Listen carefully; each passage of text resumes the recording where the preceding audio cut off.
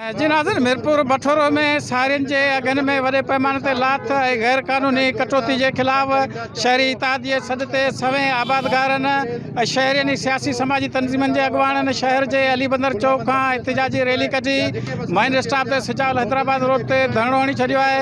अचो त पाण एहतिजाज कंदड़ आबादगारनि सां ॻाल्हि ॿोल करियूं त हुननि जो छा चवणु आहे। हिकिड़ो पाणी जेको आहे सो लेट आयो, ॿियो वरी मथां बरसाति असांखे ॿोड़ियो, जंहिंजे करे असां अॻु में ई जेको आहे सो पोछड़ वारो असांजो इलाइक़ो आहे ऐं असां जो सारियुनि जो फ़सुलु जेको हुते बम्पर क्रॉप लहींदो आहे, पर उहो जेको आहे सारियुनि जो फ़सुलु असांजो हींअर तमामु घणो घटिजी वियो आहे।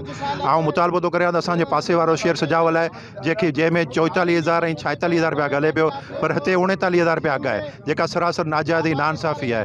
ऐं मुतालबो थो करियां त जेकॾहिं असांजो 15 ॾींहंनि में इहो मसइलो हल न कयो वियो त असीं साॻियो इहो एहतिजाजी धरणो सिजाल में DC ऑफिस जे अॻियां आणंदासीं। आबादगारनि सां सारियुनि जे मसइले ते मुसलसल नाइंसाफ़ी थी रही आहे।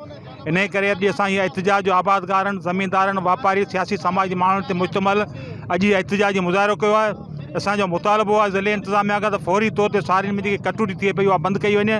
आबादगारनि जो जेको एहतिजाज आहे उहो जेको आहे मेन रोड ते जेको आहे सारियुनि जी कटौती ऐं जेको आहे उनजे ख़िलाफ़ु आहे ऐं वाक़ई इहो जेको आहे ज़ुल्म आहे। ऐं जेकॾहिं माण्हुनि सां आबादगारनि सां जेकॾहिं ईअं आबाद में इहे कटौती थींदी रहंदी या उन जो जेको आहे ज़राइत उहो तबाह थी वेंदी, माण्हू तबाह थी वेंदा। तो धरणो जारी आहे सारियुनि जी कटौती जे ख़िलाफ़ु ऐं उन जे रेट जे ख़िलाफ़ु।